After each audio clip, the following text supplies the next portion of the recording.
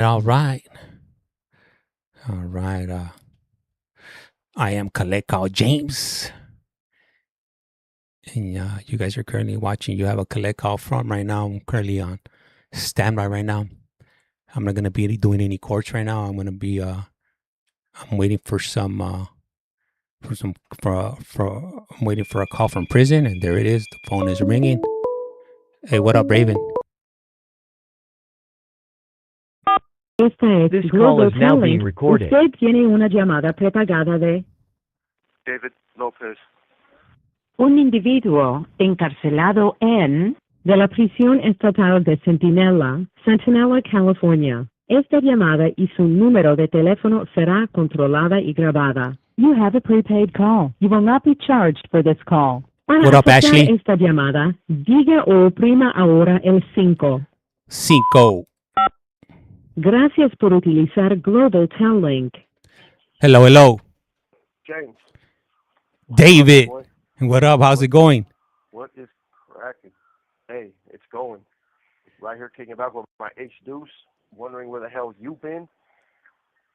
That's right. That's right. Hell yeah, man. Hey, it's good to hear from you guys. And I know it's been like what, like 7, maybe like 7. It's been a few months since the last time we did any phone calls. Hey. And go ahead. No, it's been a minute. Yeah, it's been a I'm minute. right here with Jesse Nava too. What's up, everybody? How you guys been? What's up, James? It's good to have you back. Good to see you moving along, in your recovery and whatnot. So that's awesome. That's always a blessing. Yeah. Hey, does anybody out there know what happened to you? You're bugging out. I've shared some of my experience. What I went through, because a lot of people were asking me, where I had been. They were sending me messages and whatnot. They wanted to know, what was going on. And maybe about a few weeks back, I ended up doing a live, sharing some of my experience, what I went through. For those of you that are just tuning in right now, I went in for a routine procedure that was supposed to be outpatient, and it didn't work out. It didn't work out like that for me. I ended up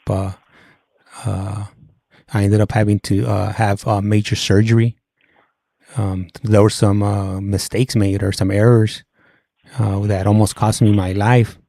I ended up on life support for 5 days, and I ended up spending about 3 weeks in the hospital recovering and whatnot. And then I went back again after I got discharged, because there was some other complications going on with me. So for the last over 2 Esta months, llamada y su número de teléfono será controlada y grabada. for the last 2 months, pretty much I just been kind of recovering, going to therapy, trying to get myself back to normal, the way I was before this whole ordeal happened. So with that that happening and some other things going on in my personal life, I kind of slowed down on the calls from prison. But here we are again. I reached out to Jesse and David and asked them if they wanted to start doing these phone calls again, and they agreed. So here we are. I know some of you are curious to know where they're at in their journey in prison, and they definitely got some updates for us today. Yeah, we got all kinds of updates. So this is David. For those of you that are familiar with us, Jesse and I were both cellies, which means that we're roommates in a cell. And Jesse and I, we've been cellies now for almost 3 years. But this is actually like a really good friend. He's like a brother to me, and we grew up in the system together. We know each other from out of society, and so it's crazy that we did so much. We came in as kids in the system. We came in real young, and our paths, they intertwine in so many different ways out there. And I got locked up for the first time. No, not for the first time, but I got locked up in prison for the first time about 26 years ago, in the year 2000. So I came in. I want to say that I beat Jesse to the prison system, even though he had already been to YA. But yeah, I came in in 2000 to prison, and then this fool went down. He went down in 2001 for a 187, which is somebody passed away. And we have to kind of dodge around certain terms when we're on these lives because we have been suspended before, and we also don't want to do a disservice to any of the victims of crimes or anything like that, that are out there that may be listening. So if you hear me kind of dodging around certain words, that's the reason. So yeah, Jesse went down in 2001, and he's still here. I got out. I went in and out a lot. 2009, I paroled. 2010, I ended up taking somebody's life as well, and I've been in since then. So I'm in about 16 years now on this one. Jesse's on 25 years. And so we do these calls. We agreed to do these calls with James because we wanted to show another side to what life in prison it looks like because we're both considered lifers. So we wanted to show, hey, okay, this is what life in prison really looks like. Put all the shows aside, anything you might see on these lockups, and there's just a bunch of JCats basically, which are guys that they're out of their freaking minds, that they're showing, throwing gang signs at the windows and all that. And but this is what recovery and what rehabilitation is for long-term offenders. For Jesse and I, we're an example of that, and we want to share our stories and our lives with you guys out there. Hey, That's what it is, and so go ahead.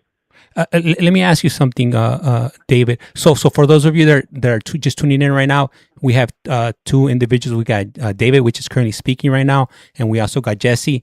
They're cellies.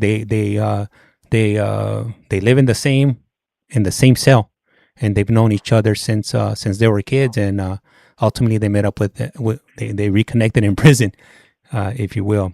Let me ask you something. So what's the hardest thing that you have to deal with, being in prison? Huh. Um, I want to say It all depends where you're at in life. it does. Yeah, right now the hardest thing for us is the limitations on our potential because we're both in a place in our lives right now where the sky's the limit, and the hardest thing that I have to deal with is knowing that. What about you, Jeff? Yeah, I think definitely like coming to the reality and understanding of how I've wasted so much of my life being in prison is something hard to deal with, and then it connects to what Dave was saying. It's like seeing what I'm doing today with my life and imagining what the future looks like, and just knowing that what our true potential could be, what we could have done if I wouldn't have spent the last 25 years in prison, what I would have, what who I could have been today, and just the fact that I've missed all of my kids' lives. So there's a lot of regret and a lot of a lot of guilt dealing with that. That I never gave myself an opportunity. I never gave my kids an opportunity because I chose to live this life. And so today, like Dave said, is like the excitement and the anxiety of what tomorrow holds, and just being stepping into our true power. Yeah, I think also just the knowledge of everything that we had done and all the harm and the pain that we've caused our loved ones and the families, just everybody that's we've lost a lot of people as since we've been locked up, and it's just crazy that just to realize that to be connected to all that. Well, you're gonna say something, James? Yeah. I was gonna ask you something because recently me and my wife were having a conversation, and I think Jesse just mentioned that he's kind of at the end of his journey in prison, and she was Yeah. like, man, like how is that gonna be like for David? Because Jesse, you're scheduled to come out of prison, by the summer, and David has to stay back there, and you guys are kind of like at a similar level right now in your journey, where you guys are ready to do what you guys have been practicing, for the last few years. How do you think you're gonna handle that when once Jesse leaves? Well, before I answer that question, I think that it's important that Jesse lets everybody know what, what happened because I was trying to save that little tidbit. Dude, go ahead, just tell him before I answer that question. Well, yeah, I think, well, first, Well, yeah, I mean, first of all, for everybody that's listening, yeah, I'm going home. In January 30th of 2026, I was found suitable by the parole board to return back to society. Um, I'll be out of here by should be no later than July. If everything works out the way it's supposed to, it could be as early as June, no later than July. Esta llamada y su número de teléfono será controlada y grabada. I went before the parole board for my second time. The first time I went, I received a 3-year denial.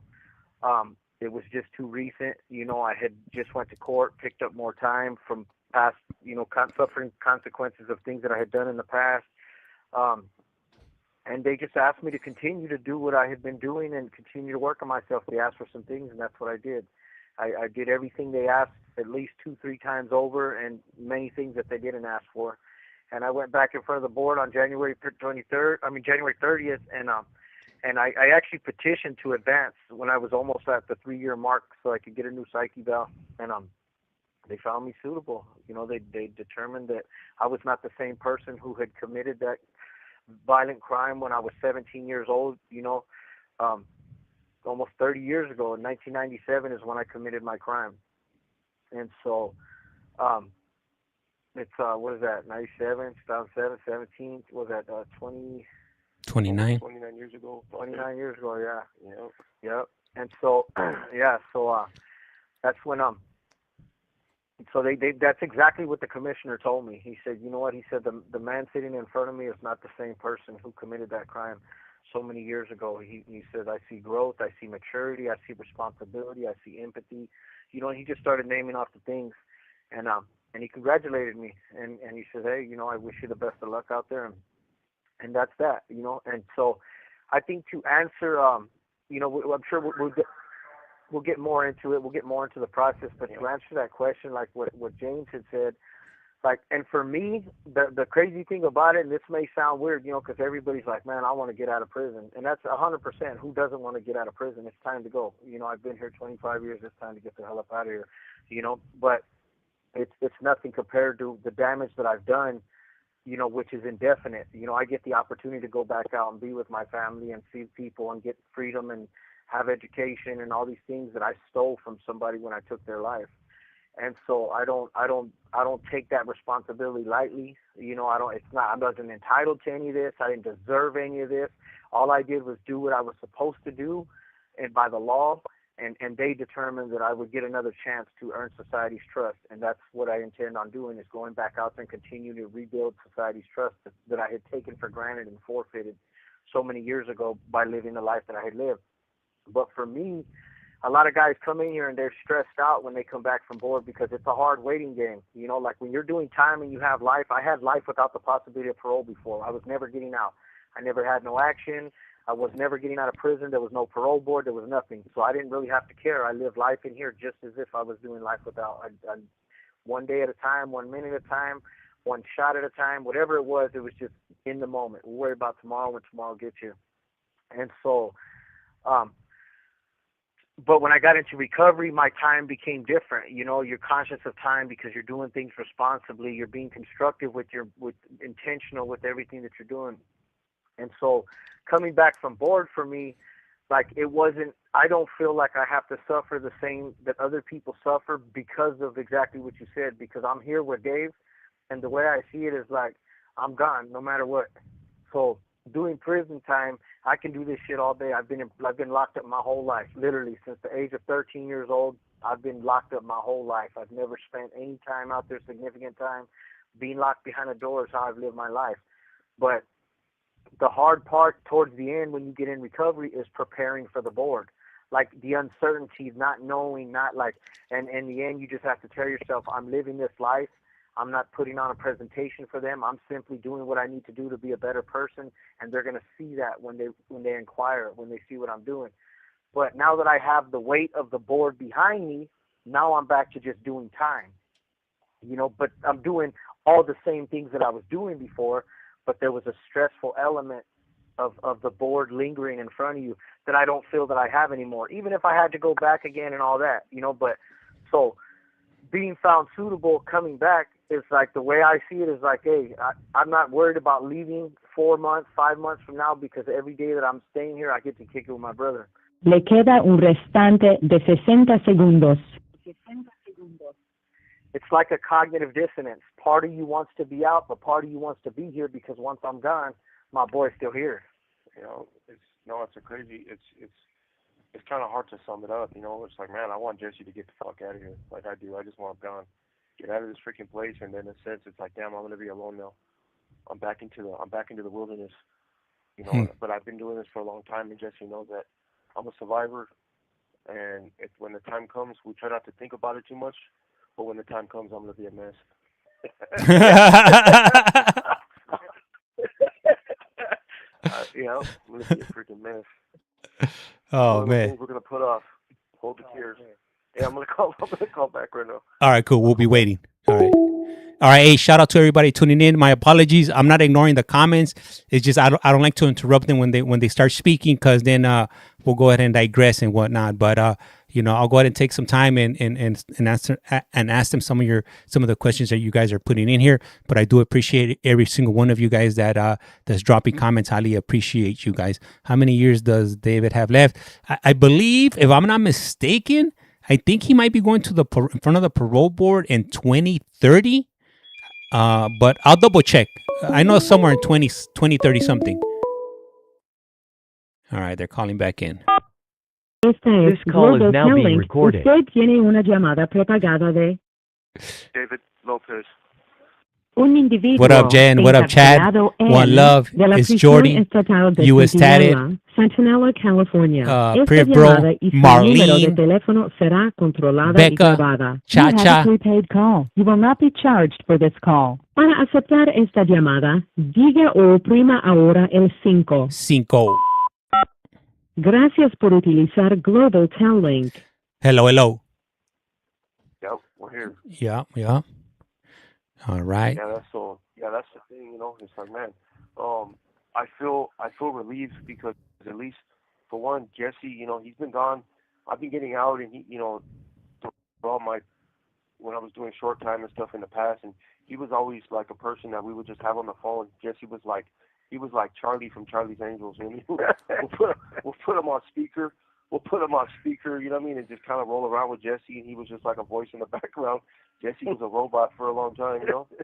And he was in here, you know, he was in here alone too, though, doing his thing. So we, once you do a long time, yeah, I've spent, geez, I came in like '96 probably, you know, as a juvenile, and so it's been a long time. It's been over 30 years that I've been bouncing around different institutions in the system and whatnot. So um, I just got to go a little bit longer, and I know that when I get out, at least my brother will be out there. He'll have everything set up, you know, like there's like Silas is out there, Ricky's out there, like a lot of guys that were on this podcast as well when we started. And it looks like I'm going to be the last one. You know, everybody's out. That's our community. So everybody's out there waiting for me. I know you're out there, James, and we got Fish Slayer over there. And, you know, he's got a job set up for us. And I don't know if you know, but we actually finished our associate's degrees. Did you know that? Yeah. Congratulations. Yeah, we got. Congratulations. Yeah, thank you. Yeah, well, I got a man. Me and Jess, we got 4 of them confirmed already. About I don't know, maybe about 5 weeks ago or something, 4 weeks ago. We got 4 of them confirmed, and I called the other college, and they're telling me I probably got. They read off some other degrees, so I might have at least 6. I know I got 4 right now, but I think I got 6 total. So I gotta wait until they come in the mail. Yep. And then we've already started SDSU, so we're both students, SDSU students. Jesse will get out there and he'll go right to the main campus. They already have it worked out for him, so he'll start the classes out there. And we're working on our journalism degrees right now, so it's for the bachelor's degree. So it's crazy that, you know, being in media, because this is a form of media, and we're learning so much about it. The first class that we're doing is digital literacy, which is, you know, pretty straightforward, but we're already learning just tons of stuff, man. It's insane. I'm already working on an article for the San Diego State newspaper. It's just there's a lot of things going on, and I feel very fortunate to be a part of this. And even when Jesse Gams, at least we started this journey together, and I could finish. I could finish with my bachelor's degree. I'll be done with it by next year, and after that, I need to start working on how I'm going to get my master's degree. I want to work on it in here. If I can't get it in here, I'll get it out there. Let me ask you something, David. Earlier on, somebody had asked, Yeah. when are you gonna be eligible for parole? And I think if I remember correctly, you said like 2030 for elderly parole, or was I 20, wrong in that? 2031. 2031. No, 2031. Yeah. Yeah. So So in 5 years. then my case is in court right now. Yeah, 5 years. So I was originally sentenced to 40 years to life. I got 2 life sentences. I've already completed the first one, and so technically I'm just doing time for the weapon enhancement, which was 25 to life. And my case is in court. It's still in court right now. It's moving, uh, grinding slowly through the system, and I should have a hearing on the gun enhancement pretty soon. So I think probably within a year or so, they'll finally do it. There's a lot of factors in my case that came up. There's new laws and stuff that came into play, so it's not like they can just push me through like before. And there's a possibility that the gun enhancement may be reduced or taken off completely. If it's taken off completely, I'll go to board immediately. If it's reduced, I'll still go to board in about 3 or 4 years. Okay, And so one statistic that I learned. Go ahead. no, I was just gonna say if they remove the gun enhancement, then that would make you eligible for immediate uh to go in front of the Yeah, parole board, right? I'll go to board. Yeah. Yep, right away. And I'll get it. I have a lot of clean time, and I've lowered points, and so I'm not too worried about that. I've been putting in the work. It's just a matter of getting to the board, and I'm trying to take advantage of all the opportunities that they're giving us right now. So when I do go to board and I get paroled, that I have the highest chance for success out there, because I don't want to just live out there. I want to I want to be successful out there, and I have the tools to be successful. I want to After I get my master's degree, I have a pathway forward to becoming a professor. So that's what I'm thinking about doing. Damn, that'll be a mean one. Esta Imagine llamada y su número de teléfono será controlada y grabada.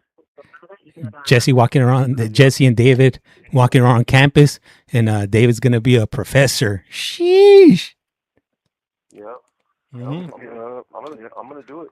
Yeah, I'm gonna do it. I have the means, and I graduated with I have a 3.9 GPA, so it's pretty high. So I'll get into graduate school, no problem with that. Yeah. And the good thing about it is there's people out there pushing for us. Yeah. That's one of the things that's got me motivated to finish school when I get out there. Is that way, so I can present David his capstone project. Because at the end, when you graduate with your bachelor's degree, you have to do what's called a capstone project, which is a research project. And so they present it at symposiums at the university. And usually for us that are in here that are part of the VISTA program, what they do is they find people on campus, students who are willing to present, or they'll record you, and they'll just play the recording.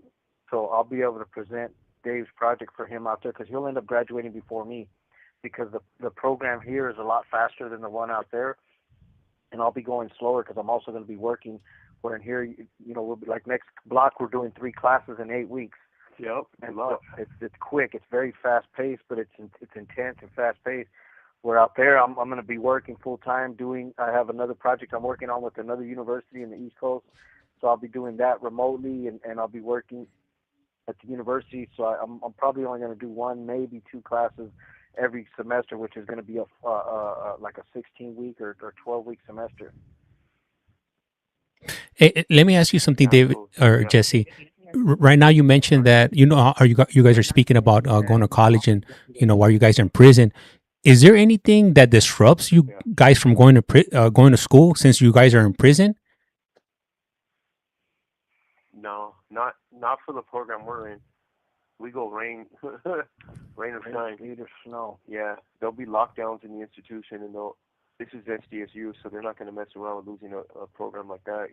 Okay. Um, it would have to be real serious. And we have laptops. We have access to It's like a limited internet access, which gives us access to Canvas. So if we have to submit assignments, we do it through Canvas. But our lectures are in person. The professors, the SDSU professors, they come out here and they run their courses here in on site. So we have our bags. Like they gave us handbags. They're clear handbags with SDSU's symbols on them, and our laptops. We have better laptops so that we have access to different programs and stuff. Because they said if we're taking a digital literacy, I mean, if we're taking a journalism degree, there's a lot of writing. A lot of writing. We have to we have to do presentations. We have to speak. So we look for any reason to speak. Though me and Jess, as soon as we have to do a presentation, we're at the front of the class. we got a lot of our classmates looking at us like these freaking bastards that did it again. They feel like they have to go to the front of the class because we gotta find out. I don't care what it is. They tell us to do some sort of a speech. We just run from the hip. That's right. It's cool. It's fun. Yeah. And and, and, We're and designing apps and yeah, it's crazy. and these classes Go that you ahead. guys attend, how hard is Esta it? llamada y su número de teléfono será controlada y grabada. How hard is it to What? enroll? Well, you can't just enroll. You have to meet certain requirements. So one thing to get in SDSU, you have to have a degree for transfer, associate's degree for transfer, which means you have to have certain course requirements. You have to meet. They call it the Golden Four. On top of the associate's degree, you have to have statistics, public speaking, critical thinking, like which is English, and then college composition. Plus, you have to have a lab, and then you have to meet their CSU general education requirements. So you have to satisfy the areas for CSU for an entrance to a California State University. And then they structure the pathway through like the classes they give us are the ones that they set up for us. We don't get to choose the classes if they're relevant to the journalism degree path, Yep. and they offer them accordingly. So like this block we only end up with one, but next block it's usually two classes every 8 weeks, two classes every 8 weeks. But because of the way the schedule was structured, for the first two blocks we got one for 8 weeks and then three for the next Yeah, 8 weeks. the next one's going to be a little difficult, Yeah. and not everybody qualifies. It's a small population that actually gets it. And CDCR is not paying for it. They're paying for the officer to come into the education department, I guess, to be present, the security presence. But the the grant that we got, the scholarship, is from the Mellon Foundation. So they're the ones that are actually paying for, the bachelor's degrees. And we're under a department. So technically, the department for SDSU that we're under, it's called the School of Journalism and Media Studies. And we have a director that's an individual by the name of Temple Northup, and the professors that come out here are directly they are under that department, and they lecture on SDSU campus as well. So is they're trying to provide us as much as the college experience as they can under the circumstances in here. But they're not going to cut no corners for us. There's guys that are going to have a hard time though. We have a pretty tough professor. There's a few of the professors that they come in guns blazing, but we got one though that honestly I don't know how some of these guys are going to make it. Wow. Yeah, it's just but I mean, hey, I love it. I love the challenge. This is what I was made for. And when you go to these classes, do you feel like you're not in prison? Yeah, I do. I come in with my handbag, my laptop, and like I'm carrying my satchel. I come in, and when I'm in there, the environment that they've made in this class, we have all the SDSU posters up. We have flags and banners, from the Aztecs, from the SDSU's Aztecs. The professors that come, they're fresh, and you could tell they're so full of life. They're such joyful people. Um, they come with their SDSU, gear on, and you feel like you're a part of the community when you interact with them. They don't have that. A lot of the look on the educators here that work in prison that are just employed here at the prison, they look kind of run down. To be honest with you, they look worn out. They've seen it all. They're, everybody's doing something. There's always some sort of a conspiracy or some plot, or it's just you could just tell. They're mean, but these professors that come for SDSU are not like that. They genuinely want to see you succeed. They're there. If you email, because we have email through Canvas, and if you email them, they email you back. They give you tips. They help you, and it's just, yeah, it's amazing. And I've never seen anything or been a part of anything like this before. They're passionate. They're passionate about what they do. Extremely passionate. Yeah, they're all doctors. They're doctors in their field, researchers. SDSU it got classified as a research institute. So the faculty and student body that are there, they want something more. You could just tell. We're a Division I school, so we got a football team and a basketball team, and that's cool. Yeah, I love it. Hell yeah. Hey, I got a question for you from I got a question for you. Jen, So and she's asking. I know the call's about to hang up in about a minute, so the question is going to be Le queda un restante de 60 segundos. how do they stay oh, Jen, how do they stay out of trouble with politics in there? that's a great question. That's a great question. I'm gonna call you back and I'm gonna answer that question. All right. That's an excellent question. All right, cool. All right, hey, what's up? How's everybody doing today? Hopefully, everybody's having a good day today on this Saturday. And I'll say myself, man, it's a great day. It's definitely a great day to be alive. Because easily I could have easily not been here if things would have turned out different for me a few months ago. So I'm definitely glad I'm here. If you haven't done so, please do so. Hit that follow button. Did Silas got out? Yeah, Silas got out. He got out January 5th of this year. Unfortunately, I wasn't able to be there. This call is now being Global recorded. Talent. Usted tiene una llamada prepagada de David Lopez. un individuo encarcelado en de la prisión estatal de Centinela, Centinela, California. Esta llamada y su número de teléfono será controlada y grabada. You have a prepaid call. You will not be charged for this call. Para aceptar esta llamada, diga o oprima ahora el 5. 5.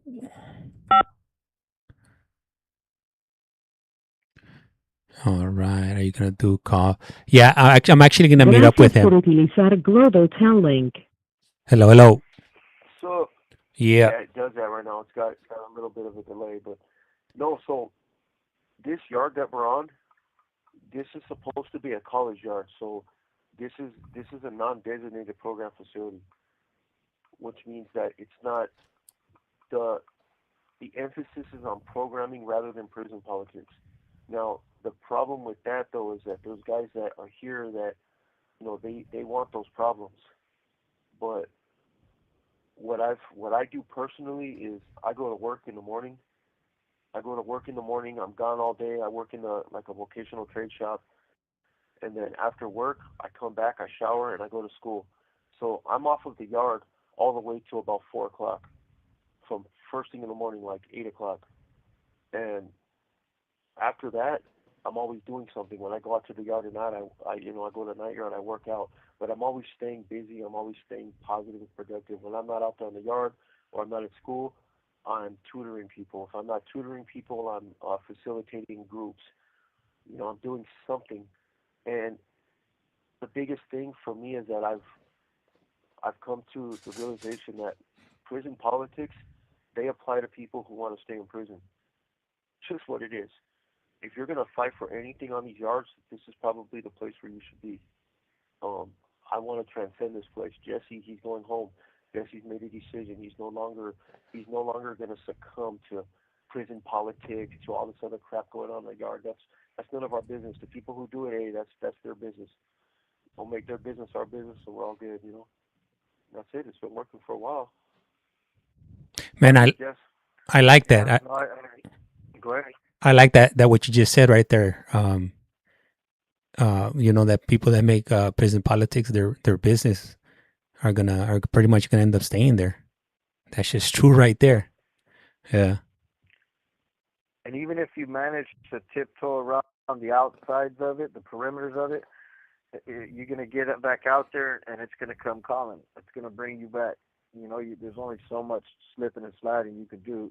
So it just depends. But like Dave said, it's all about making choices. What's important to you and what's not. And for 19 years, I subscribed to prison politics. That's all I wanted to do. But at some point in time, it's like you got to start making some choices for your family. You got to start making some choices for yourself. And it's all about what your value system is. What's important to you? What do I believe is most important now? Is it looking cool and being accepted by the next man, or getting back out there to my family? You know, Anything that I do today, it has to align with my value system, and it has to be conducive towards my end goals. It has to take me closer to what I'm trying to do. And that's, I mean, just like my freedom. Like if I wouldn't have at some point in time said, hey, you know what, I'm not doing this anymore.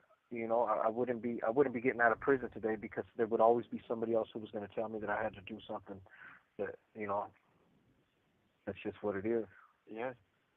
There's I got a question everybody from has to make a decision. got another question from Jen. Is she's asking, is Jesse scared to get out? I don't think It's so. definitely there's definitely like some a little bit of anxiety, a little bit of I guess you could say somewhat fear. It's not fear, maybe in the same sense that they might think fearless. Yeah, it's just I'm going to live in a different world than the world I came in from in so many ways. For one, I lived completely irresponsible and reckless out there before, and I operated on my own laws, my own terms. Now, I'm going out there to be a productive member of society, responsible, you know, citizen. And so, of course, that stuff, for it's I've been incarcerated my whole life. I'm 45 years old, and I've been in here my whole life. So it's kind of like it's the fear of the unknown. But for me, it's not. It doesn't incapacitate me. It's like oh, I don't want to. It's more like okay, it's like an anxious fear. Like okay, it's exciting for me because I know that there's so much more that I can be doing with my life, and there's so much more out there. But at sometimes too, it's also like okay, well, in prison, it's a controlled environment. It's easy to navigate prison once you've been doing it your whole life. Now I got to go out there to a world that's moving 100 times faster, that has so many more decisions to make, so many more choices, and so many more opportunities. And I have to have discernment to say, okay, is this a road worth traveling down? Or I have to be able to pick and choose, what I'm doing every single day. Where in prison, your choices are limited.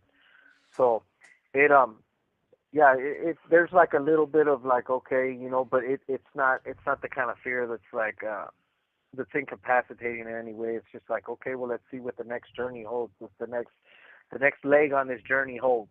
I've prepared myself for that, so I'm not worried about it. I've prepared myself for success out there with the choices that I've made in here. I've set myself up with strong support networks, and I got great opportunities waiting for me. I have a great job. I have great school. I have a great support network. And so I'm going to live in a whole new city, and so it's gonna be a great experience, I believe, for me. But there are obviously certain things of unknown that's like wow, that can be a little like I said, anxious fear.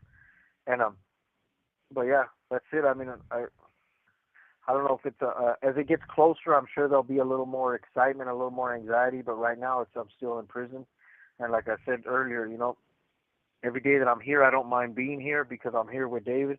And once I leave, excuse me, once I leave, he won't be there. So it'll be kind of like, all right, well, you know what? This is the next leg. So I'm not really tripping.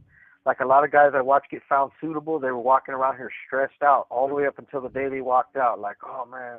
Silas had it rough. Yeah, what's going to happen? What are they going to do? Are they going to bonk me? Are they going to do this? Are they going to do that? For me, it's like whatever they do now, as much as I want to be out sooner than later, I'm not really tripping. When my day comes, I'm going to be there. Right now, I'm just doing the time, hanging out with my brother, doing my school. By the time I get out, I'll be a third of the way through with my bachelor's degree. So just staying busy. I got a peer support job in here that's actually paying me, good money to do my job in here, and so it's it's not really a stressful thing, you know. Once I get closer, I'm sure it'll become a little more stressful. But but yeah, you know. And then there's also other things like how's society going to receive me, you know, like I have relationships, you know, with my children that I have to repair and I have to rebuild, you know, and you know, there's little fears about that. You know, what if I have my oldest daughter, you know, she's 29, and it's like, okay, well, what if she decides to still reject me? You know, like we had a falling out years ago, and I hang on to hope that we'll be able to repair that relationship, you know, so that I could be there part of my grandchildren's lives. There's fear about that. You know, there's a certain aspects that, you know, like what if things are a lot harder than we anticipate them to be, you know. But good thing for me is I'm all about Esta llamada y su número de teléfono será controlada y grabada.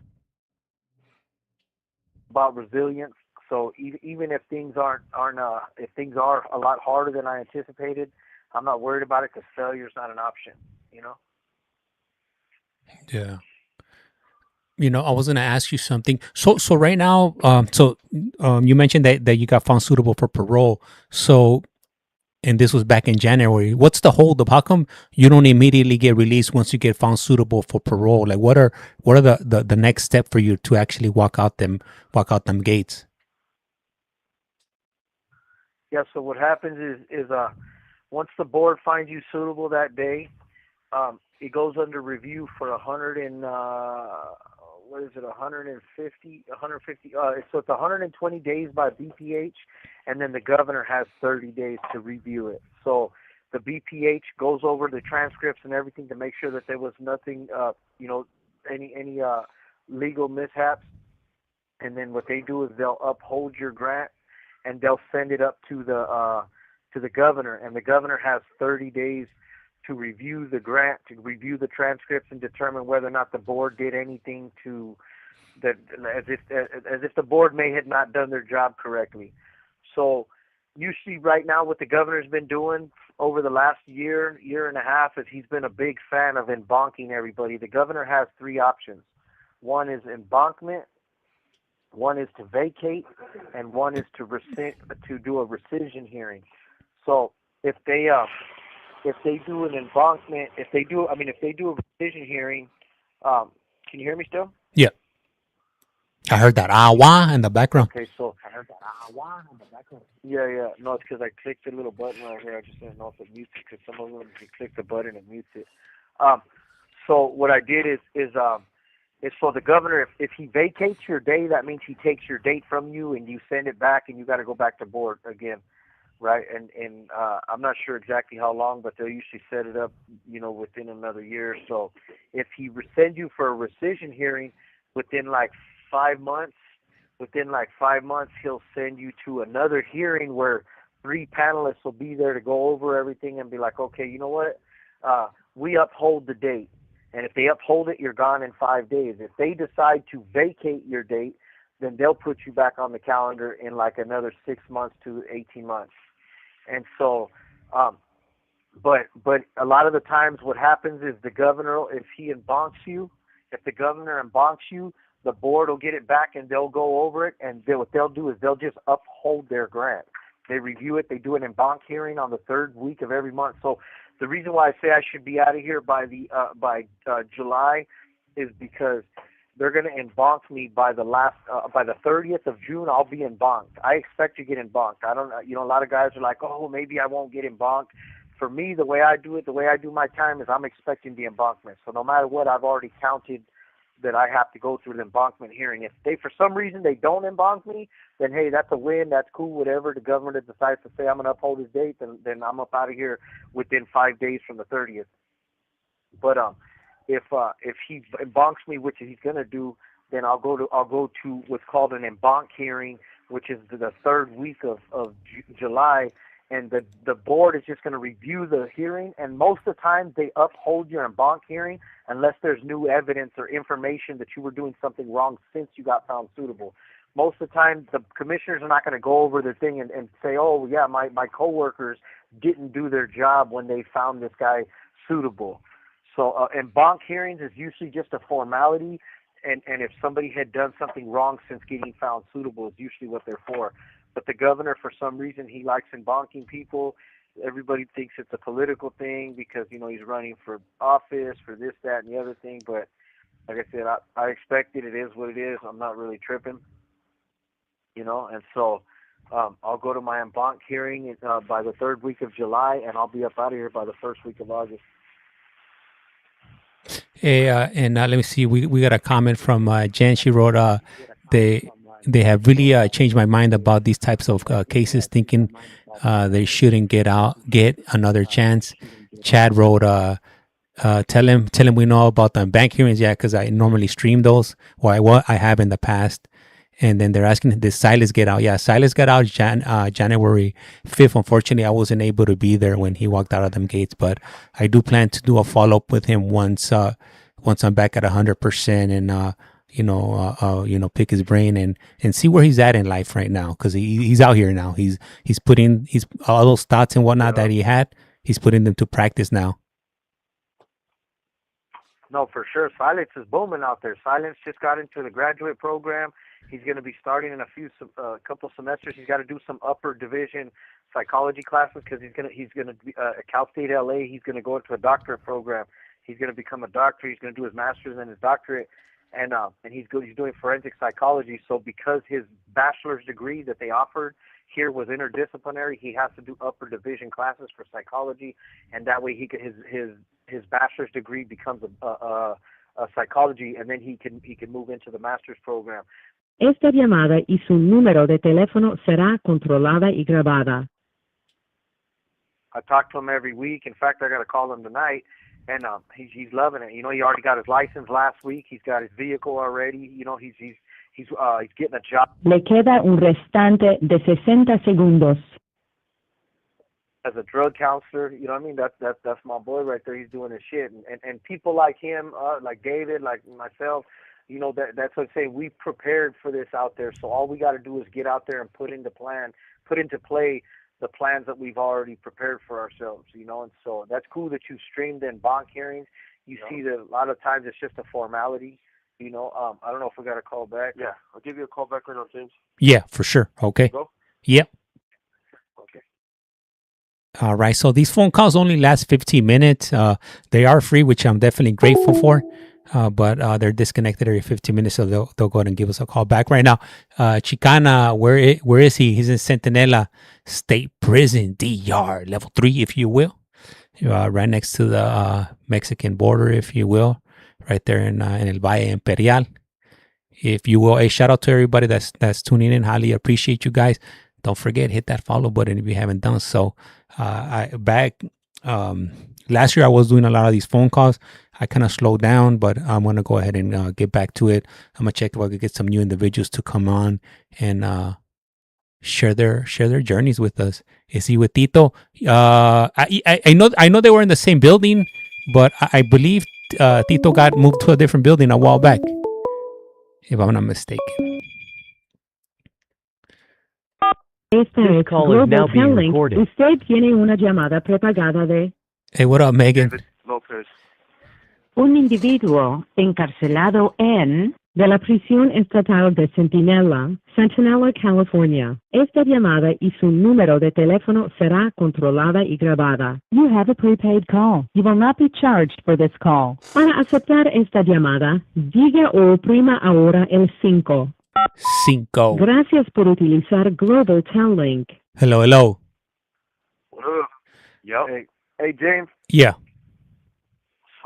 So to what Jen said about changing her perspective about cases like that and stuff, and that's great. That's cool that people have been able to do that. Because just understand that and that was the whole reason we started this channel.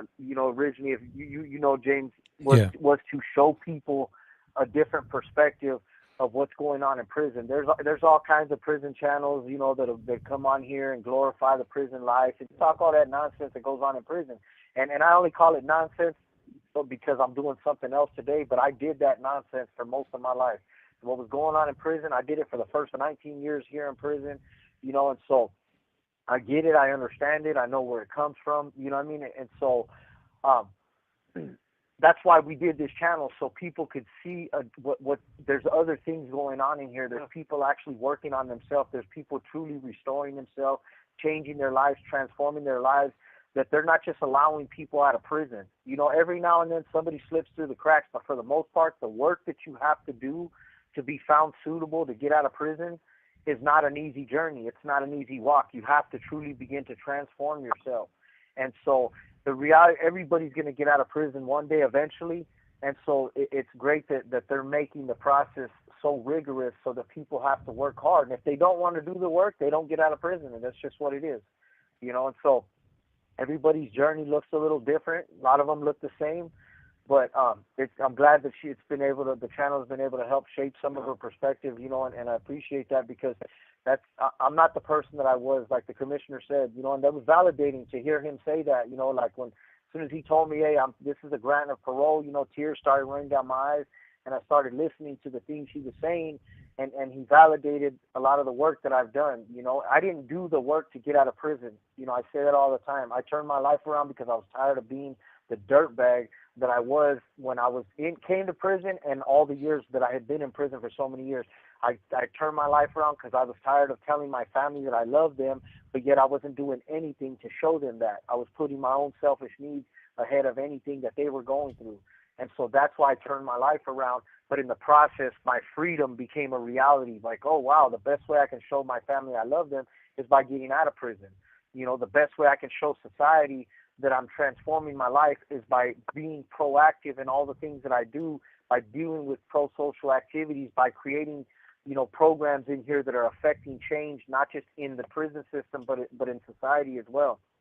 And so, you know, it's cool that she's been able to see that because I'm just one of many people. A lot of the guys, like Dave said, most of the guys that we brought on this channel for that reason, they all got out of prison. You know, all the guys that I brought on this channel, every last one of them has gotten out of prison. You know, except for maybe Eric, but when his time comes, he's gone. You know, Marcelli, when his time comes, he's out of here. You know, it's just a matter of doing the time. You know, and so because they're all doing what they're supposed to do to become better people, and because they're better people, the board is going to determine that they decide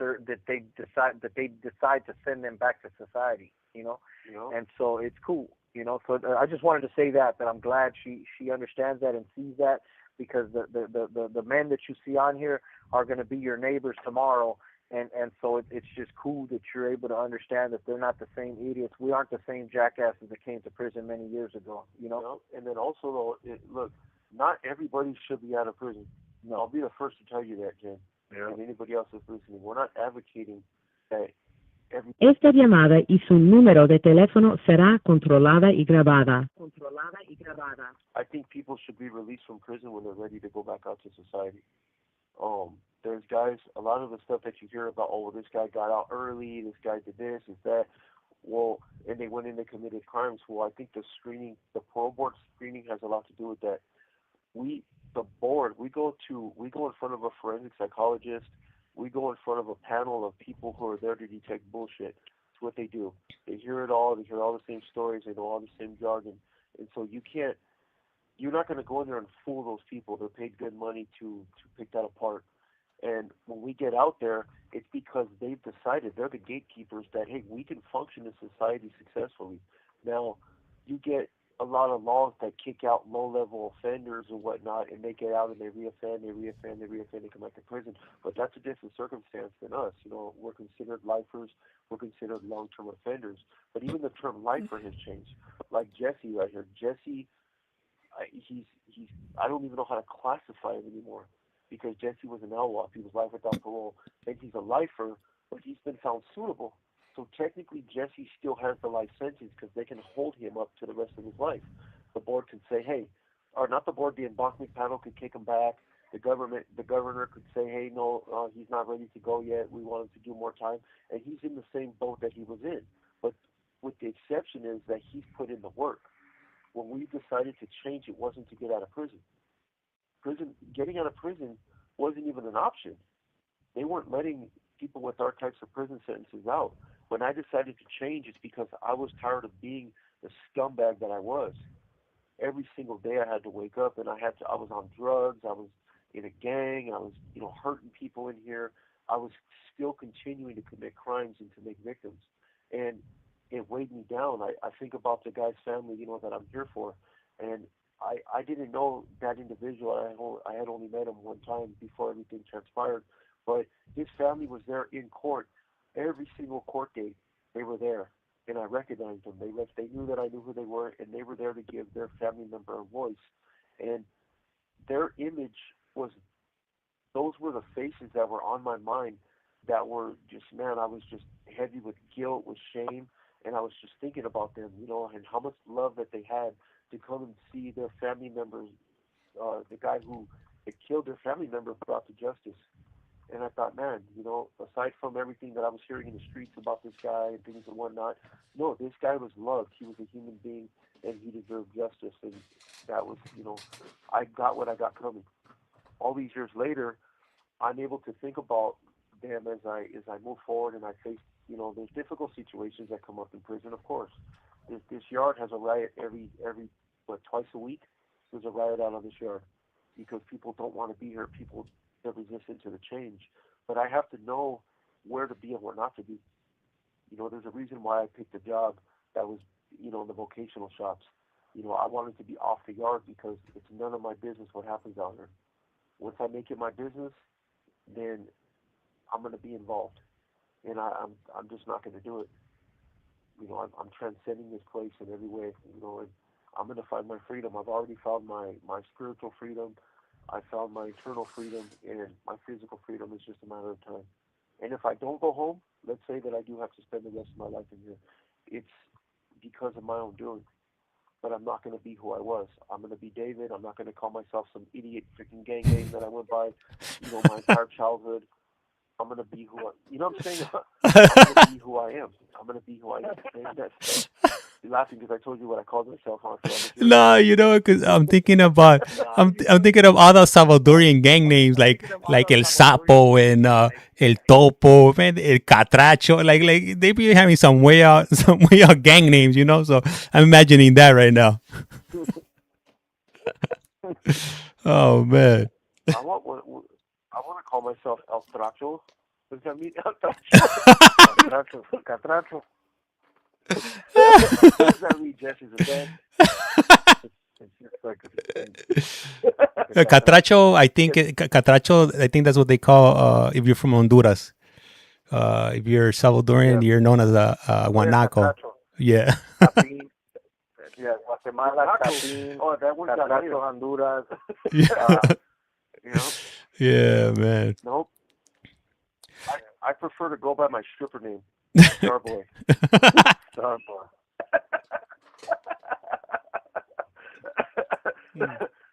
Yeah, but other than that, no, it's crazy that, going through all this, and look, heartache comes, man. Things come, the people that know us know us for a while know that, hey, my wife, she walked away, man. She walked away about, I haven't even talked to her, James, in probably 9 months. Wow. Since the last time that we spoke about it. Yeah. Yeah, never heard from her again. She filed for divorce. She filed for divorce probably maybe like 6 months ago or so, maybe a little bit longer. Yeah, and just that's what it is. But my change and my rehabilitation and my value doesn't come from anybody. It comes from me. So yeah, it hurt. It was a hard thing to do, but at the end of the day, it takes a strong woman to be with a strong man, and that's just what it is.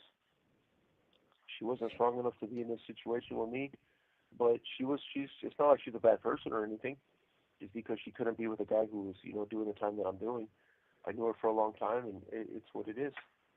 I gotta continue on, be successful, and move on with my life, and that's that. Yeah. It's crazy. Yeah, being in a relationship with somebody that's in prison for a long time, it seems like it would be hard. It would be something hard to do. Yeah. So yeah, I don't think anybody could sign up for those type of relationships and hang in there, the full way. You know what? Do you guys have any numbers, like statistics of how many of those relationships survive?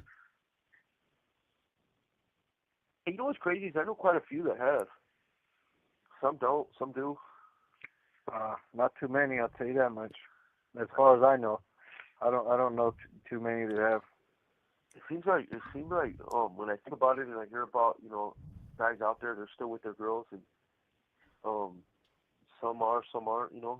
I think it more lines up with you have to be careful who you're with. If you're in a relationship with someone that's incarcerated, you Hmm. just got to be careful who you're with, and that goes on both ends. You don't want to be with a prison groupie. That's just there's it's on both ends though. It's not just well there's females that are prison groupies. There's men that more men than anything else that are prison groupies because that's why they're in all this politics and stuff. But there's people that subscribe to the BS, and when you get out and you start realizing like, hey, this person's freaking a whack job. you know, this is this person's out of their freaking mind, and that goes on both ends. The woman's gonna get out and need to finally have her husband out there, and she's like, oh, this guy is a freaking piece of work, man. Screw this. And then you're gonna have it the other way around and get out there to whoever they're with, and that person's gonna be someone that's kind of off. Um, so that's what it is. And then there's Not to mention people that come to prison and spend a long time in prison. They develop a lot of weird manias, a lot of just, and you get out there to society and it's kind of like, okay, you know, you're in the household with the woman and just a lot of different little things. A lot of guys in prison, become like cell captains and this and that because they have no control over their life. They try to control so many different aspects of their life to kind of give them a sense of control, and then they get out there and it's just kind of like, well, hold on, like you're trying to control a woman's life. It's like, hold on, dude. First of all, I've been out here my whole life, living responsibly. What are you going to tell me about how to live out here? So not only that is because guys have been gone for a long time, a lot of insecurities tend to surface in relationships. At least that's what I've heard from a lot of my boys that have gotten out and the relationships didn't work out. It's like, bro, it's crazy because a lot of these women don't understand how much we appreciate them holding us down. And then we get out here and they just get super jealous, super insecure, and it just becomes weird where it's like, okay, clearly you were happy with the power dynamic. Esta llamada y su número de teléfono será controlada y grabada. Yeah, and that's what it is. When I get out, I'm gonna get out fit. I'm still gonna be young. I'm an academic. I'm smart. I have all kinds of freaking ambitions, aspirations, and I have a lot of opportunities that are open to me and available to me because of my support network. And I have to be with the person that's going to be right there with me, building me up. I can't have dead weight like that. It's not to say, okay, well, this person, there's anything wrong with them particularly. It's just that, hey, they have to be right for my life. And if they're not right for my life, they have to. Le queda un restante de 60 segundos. That means I'm not right for them either. It's that's it. A lot of I've dealt with people in the past that are just like, oh well, I'm good enough, or stuff. No one ever said that you're not good enough, or it's just that you're not right for me. That's all it is. It's kind of messed up, but it's a messed up perspective. Where that, you got to be with somebody that motivates you and builds you up. Just because we're incarcerated doesn't mean that we shouldn't seek that out. And you know what? And I think it changes also if you've never lived with this individual in the past, and you get out of prison and you live with this individual. It's like not everybody's gonna be compatible, once they live with each other, because everybody, like Jesse said, the mañas and stuff. You might give her a calentada because she spits in the sink. She don't know the prison rules. All right, all right. All right, man. Hey, what's up, Joe Billings? Jen, so mature and smart. It's crazy hearing them talk. Mine was the opposite. He was nuts. Damn. Let me see. Chad wrote, dude from prisons are smooth talk. Hey, you know what? And that's why I didn't go to prison. Chad, because you gotta be a smooth talker. You need some type of support. And I noticed that early on in my delinquency, if you will, that you need support from the streets, and I couldn't do it. Esta es Global This call is Telling. now being Usted recorded. tiene una llamada prepagada de David Lopez. un individuo encarcelado en de la prisión estatal de Centinela, California. Esta llamada y su número de teléfono será controlada y grabada. You have a prepaid call. You will not be charged for this call. Para aceptar esta llamada, diga o oprima ahora el 5. Chat. Cinco. Gracias por utilizar Global Tel Link. Hello, hello. Yeah. Hey, Yeah. So, yeah. So for my future, my future companion out there, you know, if you walk into the bathroom and you see me in the shower and I'm washing my socks and boxers, don't judge me.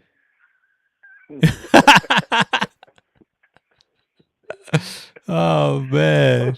Don't judge me. In prison, we always wash our boxers and socks in the shower. Did you used to do that in the you used to do that in the family visits, no? I did. I did. When I would be out there, I would be washing my socks and boxers in the shower. Yep. I'd be out Yeah. there, my ex-wife would come in and she's like, "What the hell?" Yep, that's what it is. That's what I do. That's right. hmm Yeah. I mean, on the streets, I could see that. I could, like, out there, you have, like, a laundry bin and you have extra socks and stuff like that, and you have a washer and dryer and all. And here we do everything by hand. And so you're going to have to wash them by hand eventually anyway, so most of us just we'll bring, like, one of those lotte bars, you know what I'm talking about? Yo, those zotes, yeah. Oh yeah. But those things last forever. Yep, we'll bring the zote bar in there and knock out those things, you know. And then one zote. Yep, the zote, and then the other thing is like we have Gain and we have like Ariel and we have that like good laundry soap, and then but we do those in like storage bins. We fill up the storage bin with water, Yeah. and then we just wash it in there, you know. We got to do everything old school. They have a laundry service here, but honestly, I see people. Yeah, it's horrible. I've never sent my stuff out to laundry, even since I was come back dirtier. Yeah, and then they put. Matter of fact, do they even do that here? Yeah. I mean, they have the laundry bags, so when you come to prison, they give you a laundry bag. It's like a big old industrial laundry bag. It's like a mesh, and then it has a rubber thing on the top of it. So you're supposed to. You can't. You only can bring state stuff there though. You can't put like personal clothes. So you could put like your state blues and stuff in there, and then you tie it up, and it has your cell number, and you just send it off, and then it goes into a big old pile with other people's laundry into a big old washing machine, and then it comes back like, when does it come back? Days? A week? You put it on Monday, it comes back on Thursday or Friday. It's crazy. I've never used that service in the freaking 20-something years I've been in the system. I've never used that service, so I have no idea how long it I takes used to work in laundry, and that's the only reason I know. Yeah, you know a lot of information about this laundry stuff, Jess. What's going on here? During COVID, they were making fools send their shit out in laundry bags. They weren't swapping anything out. Oh, wow. Yeah. When I was working in laundry right here at the end of COVID, before they had opened everything up, that's how they were doing it. And it was crazy because your laundry would come back dirtier than when it went out. Yeah. But you don't want to send it out. And then our sheets, we just wash them too by hand. My sheets, my towels. I mean, those are kind of easier to get. You could just ask for new sheets, but I prefer just to wash my own sheets. But yeah, that's prison though. I think those things right there, you got to get used to, you know, when you get out. What's up, James? You got first. So right now when Jesse mentioned COVID, I remember something that Jesse said. Well, I think when we started talking, and he said that COVID saved his life. Do you remember when you made that comment, Jesse? Yep, I say it all the time. I tell people all the time when I tell them about my journey of transformation. COVID did save my life because I had went to the hole right before COVID, before they knew exactly what was going on with COVID. We were watching it on the news, but it hadn't actually hit the prison system, and they didn't know what was going on. They just knew people were getting sick, people were dying. It was starting to move around a little bit. It hadn't really gotten here to America yet entirely, like it hadn't become an epidemic or nothing like that, or a pandemic. And so I ended up going to the hole. And while I was in the hole, they figured it out, like, damn, this is a real thing. And so they had taken my level 4. I was a level 4 override when I came to this yard, and so they had taken my override and they were sending me back to the level 4 because I had already been messing up. When I went to the hole, I was already leaving. I was up for transfer, and I got cracked. I got busted. I went to the hole, and when I was back there, they stopped all transfers. They couldn't transfer anybody from one prison to the next. When I was done with my shoe, they were supposed to. I was supposed to go transfer to back to a level 4, but because there was no transfers, they had to kick me back out to the yard pending transfer. And when I was in the hole, I ran into one of my homeboys, and he had told me like, man, what are you doing, fool? You know what I mean? Like, why aren't you trying to get right with God? Why aren't you trying to get out of prison? Like, this shit's for the birds. Ooh, this and that. And it was just hearing my boy tell me like that. One of my boys I've known forever.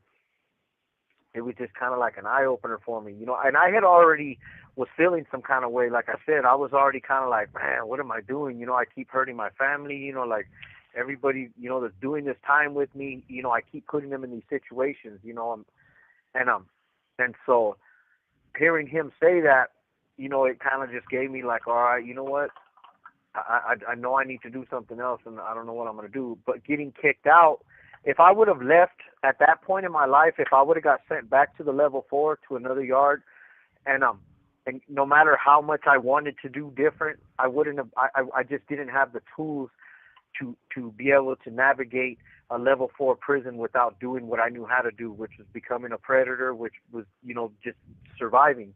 Because them level 4s are dangerous places, and if you don't protect yourself and you don't, it's dog eat dog, and if you don't live by that motto, you'll get eaten, and that's just what it is. And so, I would have gotten there, even though I had it in my heart that I wanted to do something different, but fear and survival would have kicked in first, and I would have gotten there, and I would have just fell back into what I know, which was putting on the mask and acting like an idiot and just doing what I have to do, And when I say doing what I have to do, man, I would have got back in the game. I would have got back into dealing drugs. I would have got back into carrying weapons. I would have got back into fighting and just doing whatever I needed to do to survive in prison, all the things that I had been doing the previous 19 years. And so when they kicked me back out, I came to this yard. This yard, I had already been on this yard. This yard was super soft. It was super conducive to change. There was a lot of guys here trying to do that were doing the right thing. But to me, I was like, man, these dudes are weird. What's going on around here? Like, I've never been on a yard like this where, people are trying to, do the right thing and turn their lives around. And so for me, that was seen as weakness. That was seen as, it was just weird. And so when I was in the hole, I had committed, I had prayed, and I'd asked God, like, look, God, I don't know how I'm going to do this, but I need to do something else. You need, if you real, show me what it is, help me out, do something, change my heart, give me some direction, something, And when I got out of the hole, little changes, little things started getting put in my path, and the biggest thing is why I say why COVID changed my. Esta llamada y su número de teléfono será controlada y grabada. If I would have got sent to another yard where I would have felt compelled to go into survival mode, I would have reverted back to the old me. I would have just did what I knew how to do to survive in prison. I would have never been able to, turn my life around. Where here, I was able to come back out, and I was able to start learning things about myself and understanding why I felt survival mode was even a real thing. Like, you could send me now to any prison in the state of California, and I'm going to continue to do the same things that I do today, because I understand what it is. I know what made me tick. I understood why I thought the way I thought, why I acted the way I acted, why I felt the way I felt. And I've done a lot of the work. I got to the center of the core issues that were driving me, the distorted perspectives and the distorted beliefs that were driving me, and a moral compass that was asshole backwards. So, like I said earlier, I completely started to shift my values. The things that were important to me were no longer important to me. I had to find new things that were important to me. And so COVID gave me that opportunity because there was no transfers. And when I came back out to the yard, there was no transfers for almost 2 years. And this prison was dying to get rid of me. They were like, man, get rid of this fool.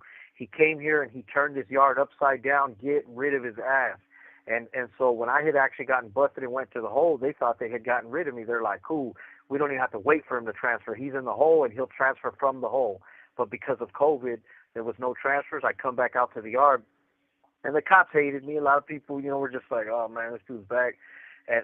But within 2 years of being out here, I had been doing enough work on myself and doing enough of the right things that finally the counselor came when they lifted the transfers for COVID. When they said they're going to start putting people up for transfers, the counselor called me in and he said, "Hey, man, you've been doing pretty good for the last 2.5 years. We're going to start doing transfers again.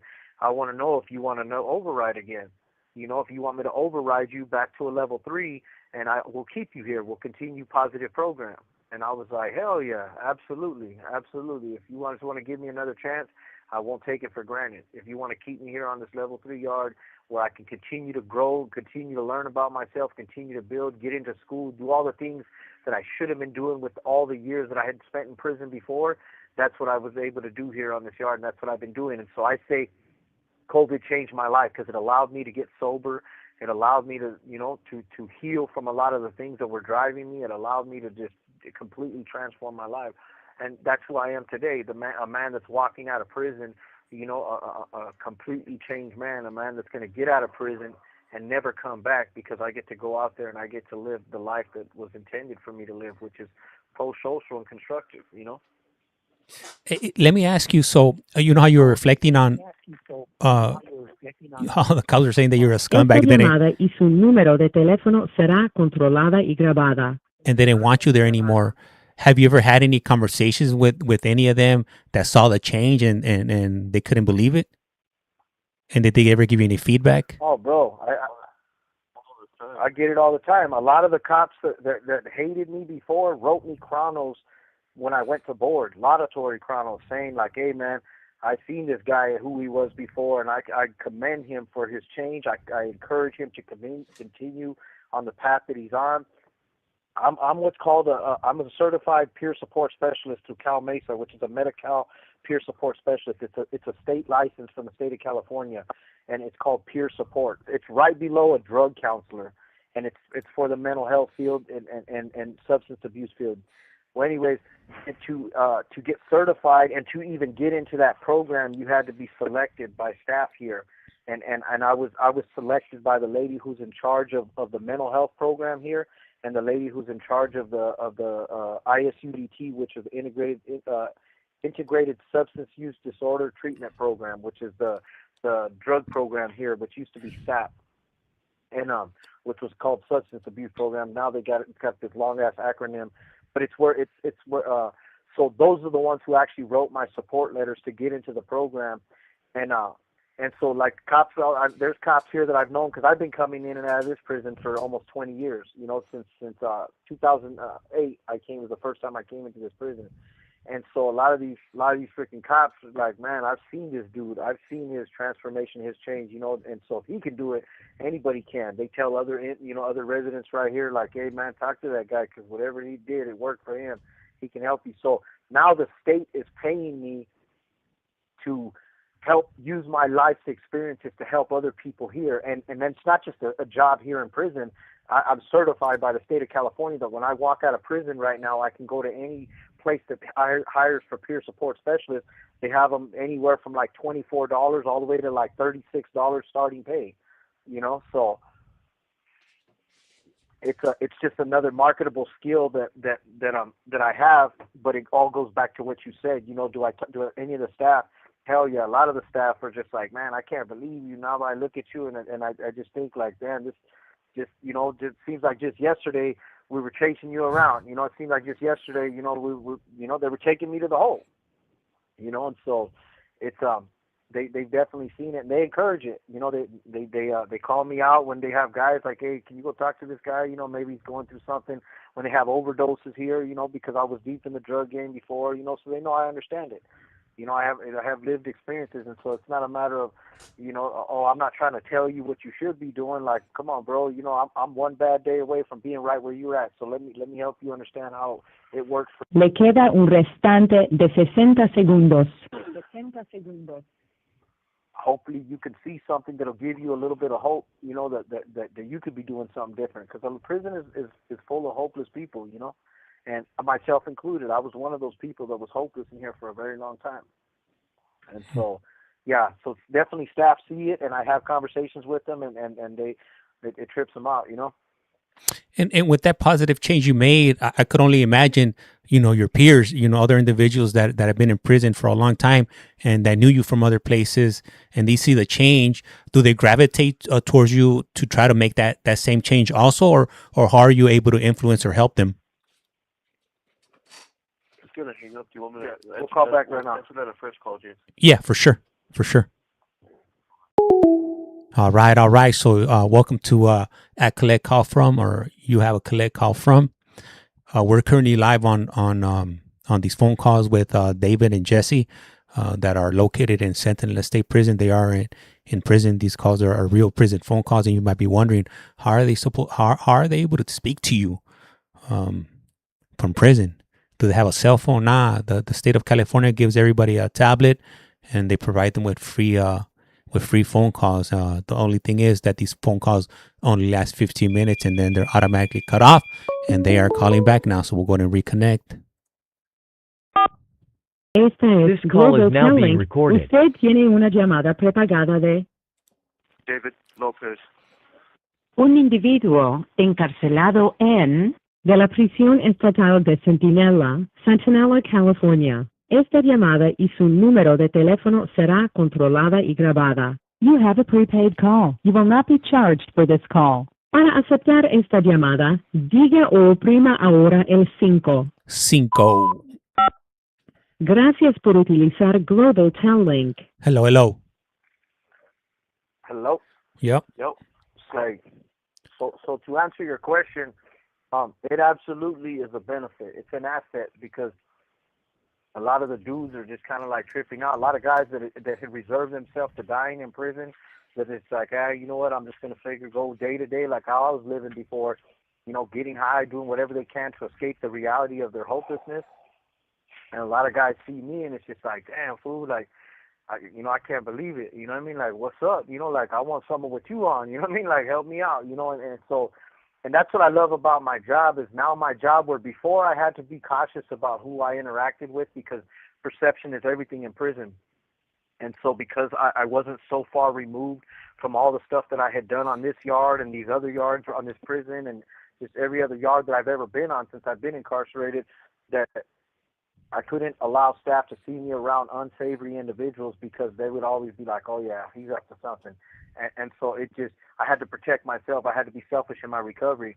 And where at least with my job now, I'm getting paid by the state of California to run R1s with people, to do wellness plans, recovery plans, board prep, to do referrals for mental health, for substance abuse treatment programs. And so, like, I now I can go into the buildings and I can pull guys out who normally I wouldn't be seen with on the yard because I wouldn't want any staff looking and saying, all right, that fool's up to something. Let me go watch him or let me go hit his pad or let me this and that because the dudes that I'm talking to are still with the bullshit. Where now it allows me the opportunity to share with them, like, look, what's up, fool? You know what I mean? Like, you see what, you know this stuff's real. This isn't some bullshit. But also, too, I have to have the discernment to understand, like, look, if somebody's not ready, they're not ready. That's just what it is. I can share with them all I want, but it does allow a lot of people to be like, you know what, at some point in time, I got to let this go. And I know that there's something else I can be doing because you're a prime example of that. And it allows a lot of guys who are still with the shit to come over, even if they're just going through something. What's up, fool? Like, I'm going through it. I can't seem to get off this stuff. I can't. And it's like, hey, well, like, these are the things that you can do to get off it, and these are the things I can do to help you.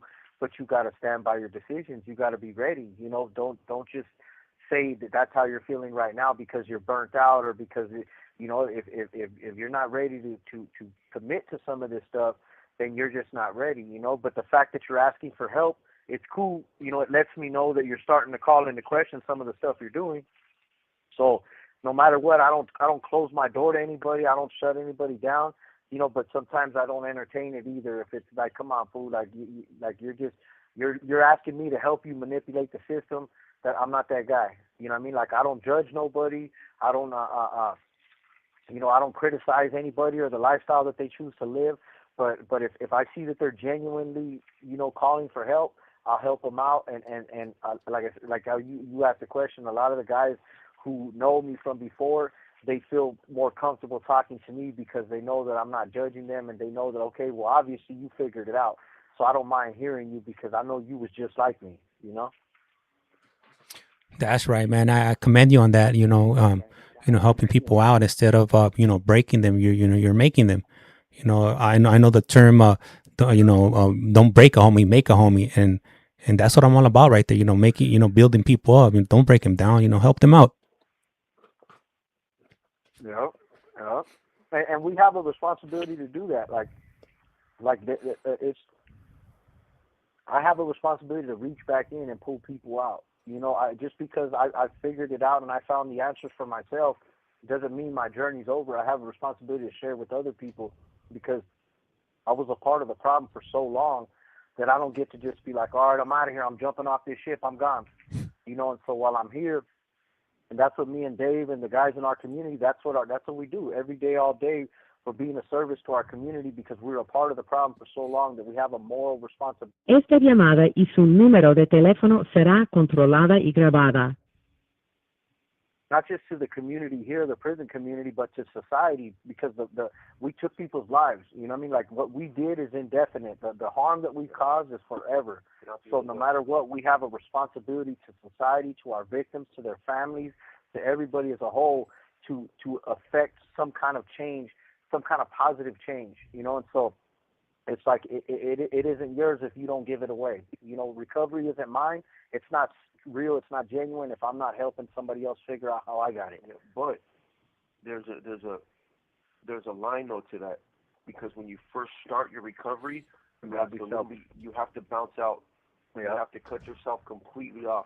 Yeah. And so what we get a lot of guys, right, where they're fresh, like literally, like these guys are right off. They haven't been clean very long, and then now they want to become facilitators, and then they'll give us the excuse, well, it'll help me stay clean, or it'll help me do this, or and it's a bunch of hogwash, and it basically you could substitute one addiction for the other, and they'll actually start to bring all that stuff that they were doing before into what they're doing now, and it'll cause a lot of the same problems. They'll be politicking in there, freaking trying to knock off facilitators, and it gets crazy. So if you guys have, to the listeners out there, the viewers out there, if you guys have loved ones that are contemplating change, we call it pre-contemplation, which is they're just into the madness, and then there's contemplation, which means that they're thinking about it, but they don't know how to go about it. The first step is removing yourself from the situation. You have to do that. You got to complete. I suggest up to a year. And I'm not saying don't go to groups or nothing, but I'm saying don't try to overextend or extend your hand or do anything until you get your life on track yourself. That's what it is. You got to pull yourself off it. You got to detox from whatever you're on, if it's drugs or whatnot, anger, violence, all those things, and start learning how to navigate situations like that. When you get to about a year, you're going to start figuring it out. Okay, well, how did I get a whole year without relapsing or fighting or doing these things? And people are going to want to know how you did it too, especially if they know you. And that's when you start telling them, hey, this is what I did. See, even today, situation comes up, man, best believe, James, I want to send my pimp hands flying. But I don't do it. I get upset. I have like the thought in my head will play out, and then I know, I'm like, okay, that's not right. So I have to pull back. I have to de-escalate myself, and I have to start utilizing my coping tools.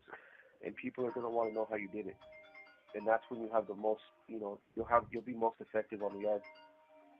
And then you'll start giving back, and then you just can't stop. It's like a floodgate opens.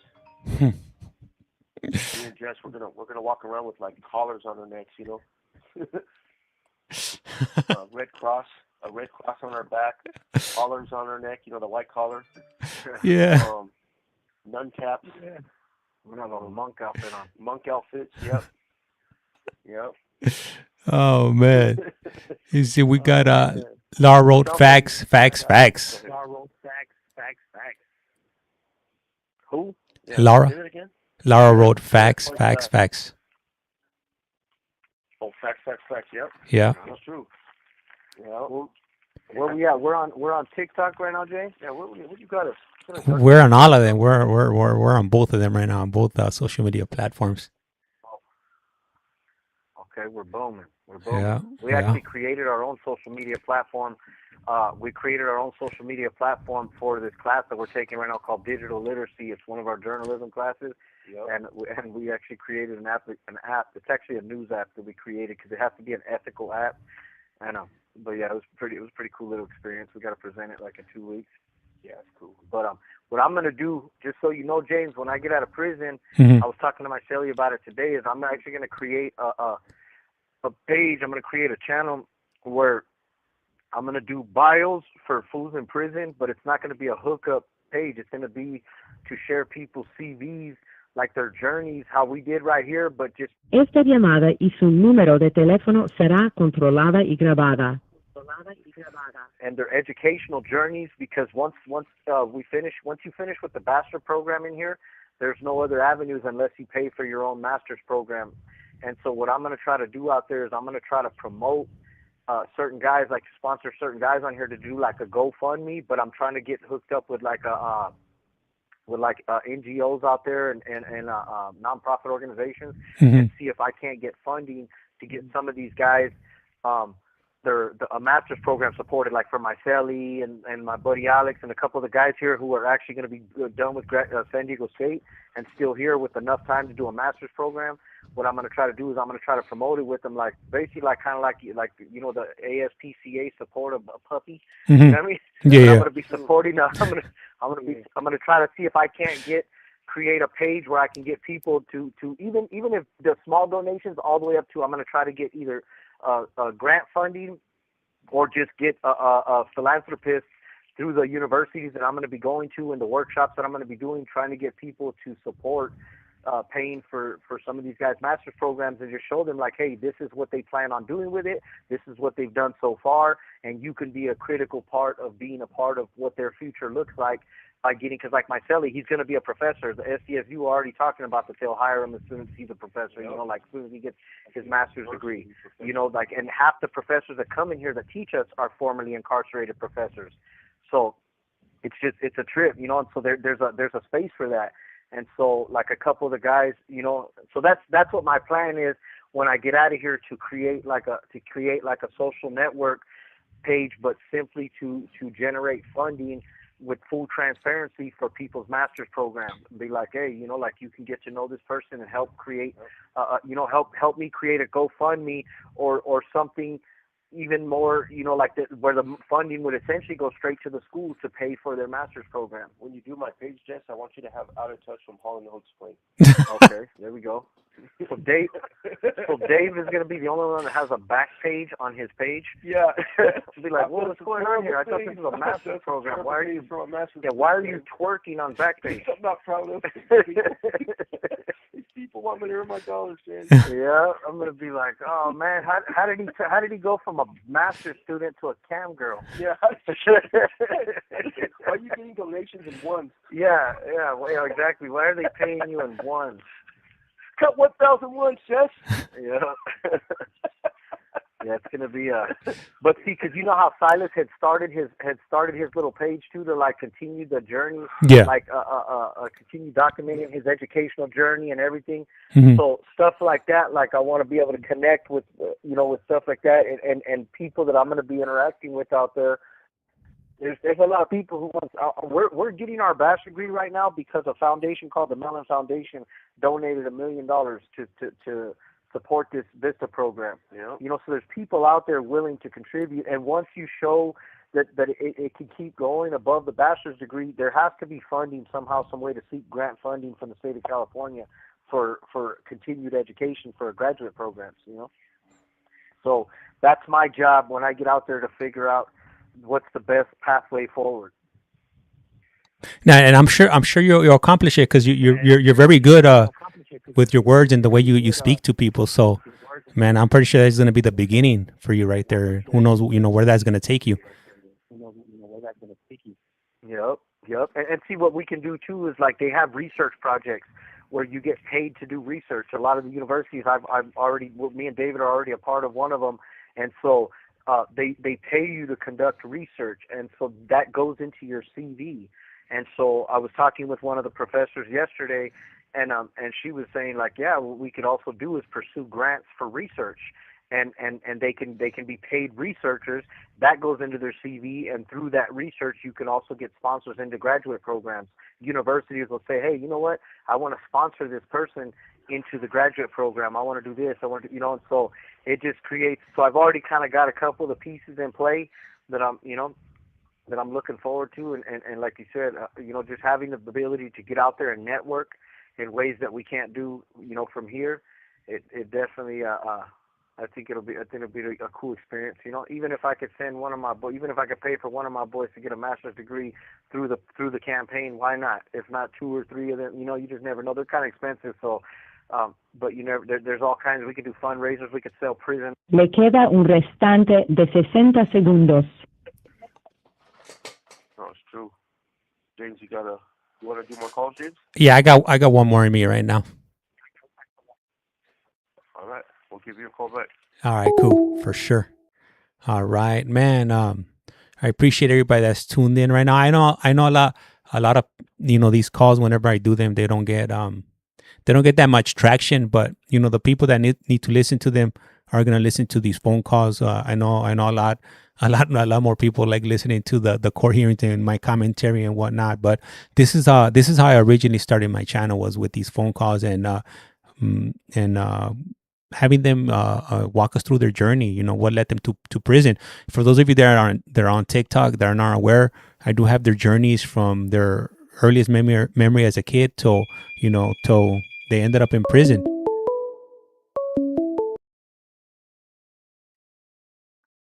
Esta es Global Telling. This call is Usted now being tiene una recorded. llamada prepagada de David Lopez. un individuo encarcelado de la prisión estatal de Centinela, Centinela, California. Esta llamada y su número de teléfono será controlada y grabada. You have a prepaid call. You will not be charged for this call. Para aceptar esta llamada, diga o oprima ahora el 5. 5. Gracias por utilizar Global Telling. Hello. Hello. James. Yep. Hey, so some of the listeners that have been on here that were on here earlier. You said Jen and the other guy, I forget his name, but these are people who have been listening for a while. Obviously, if they remember you streaming and bonk hearings and stuff like that, right? Yeah. Yeah.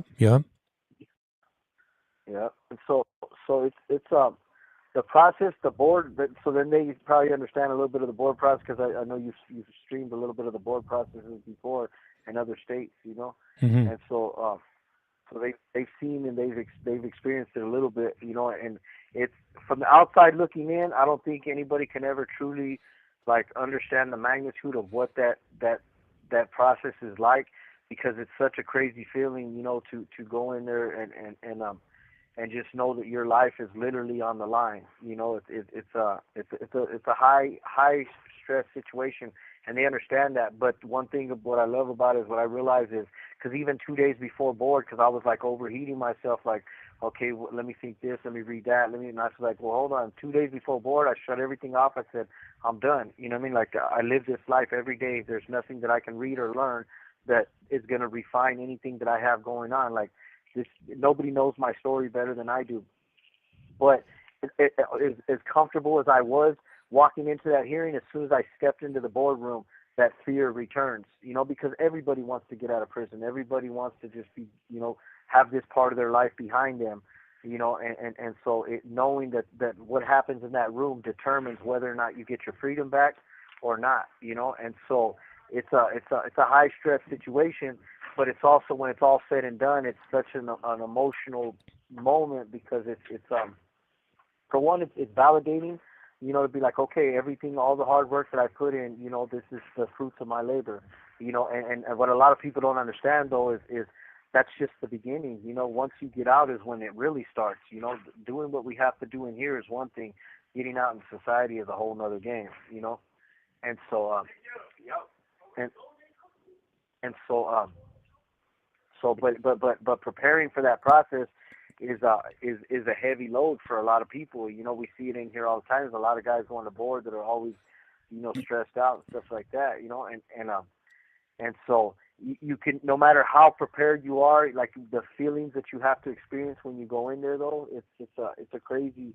It's like when you're in there, you're just like floating on a cloud, and the good thing is now the process is becoming a little less subjective, and they're kind of like, okay, well, look, we're just gonna have a conversation, and I know you're probably nervous, but I just encourage you to be truthful, and that's the one thing that anybody that may listen to these channels that has somebody that's going to go to board one day, or that's going to, like, the biggest tip that I can give to anybody that's going through the board process is raw honesty.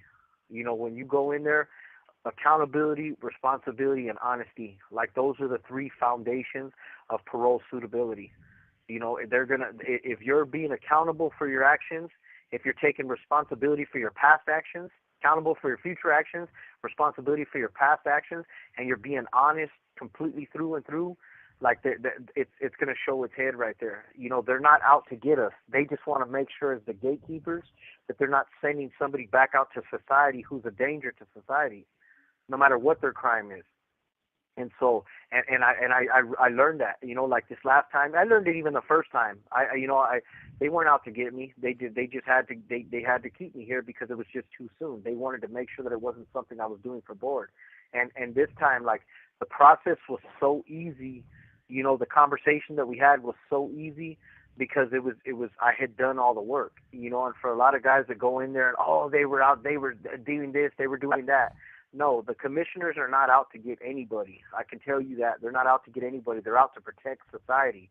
And if you're in there and they're getting up your ass, they're getting on you, it's because you got caught lying, you got caught minimizing, or you got caught rationalizing some of your criminal behavior.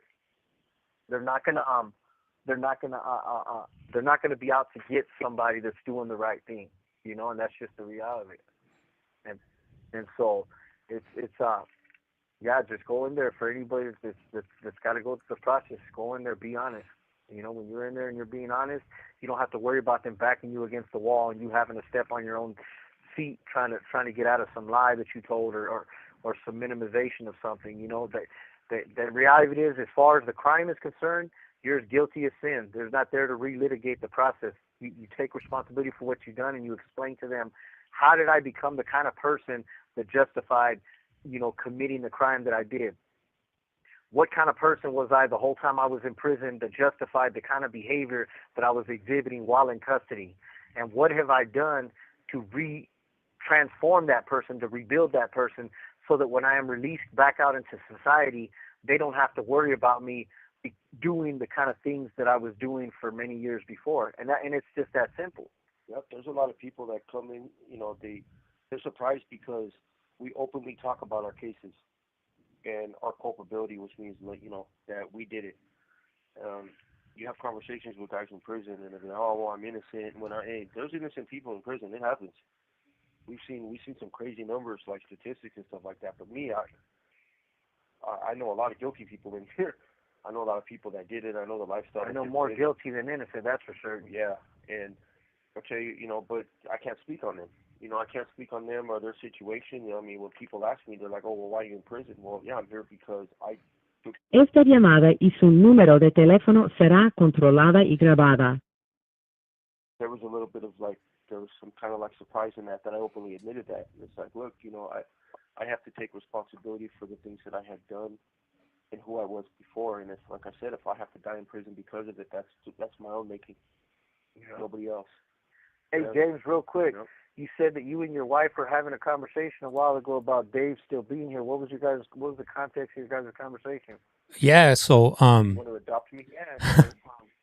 So my wife was like, "Well, what's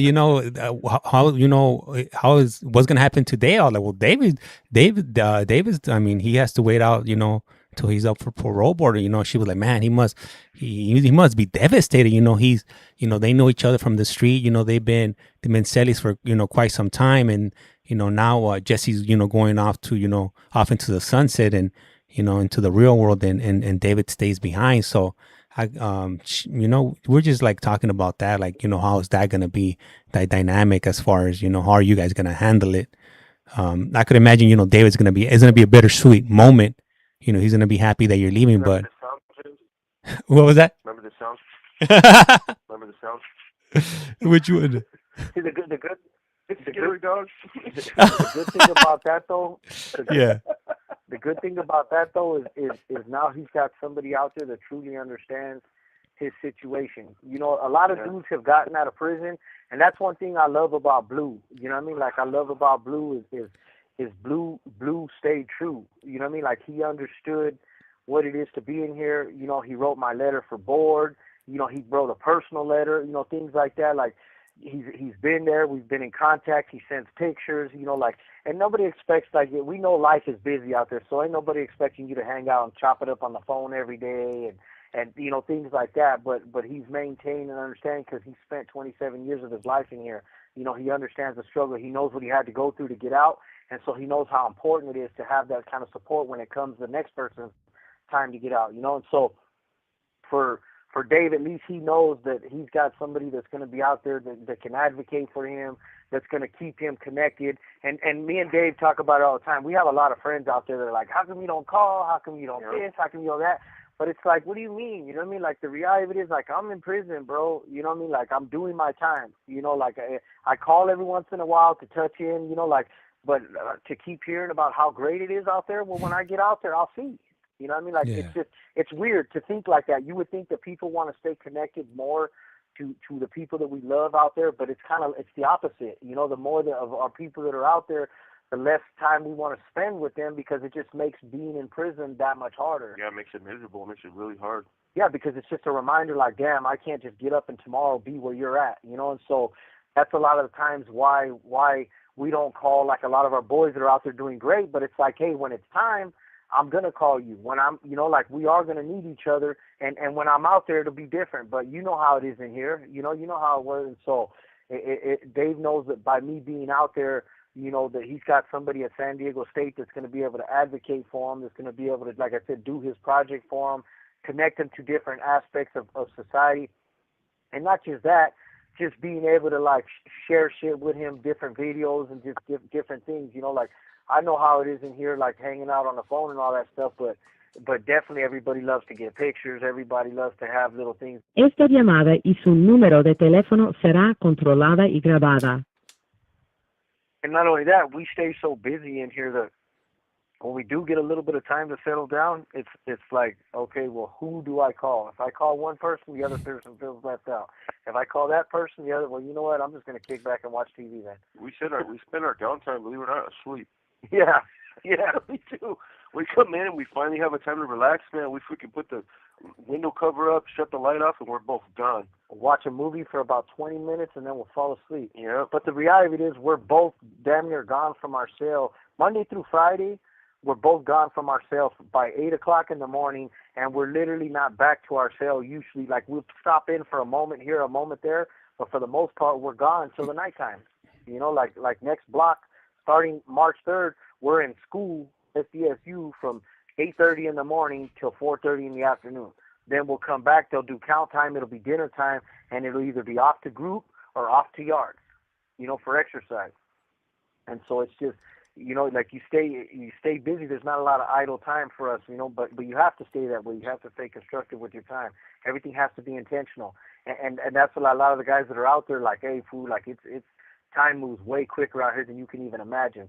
And I can imagine that. Because right here, I walk 50 yards and I'm at the education. We're down there, I got to jump in my car. I got to drive 10, 15 miles in traffic, stoplights, all this stuff, you know, to get to school versus just walking out of my building and walking right down the sidewalk. You know, same thing when you need to eat. You know, you got to go to the grocery store. You got to go through the lines.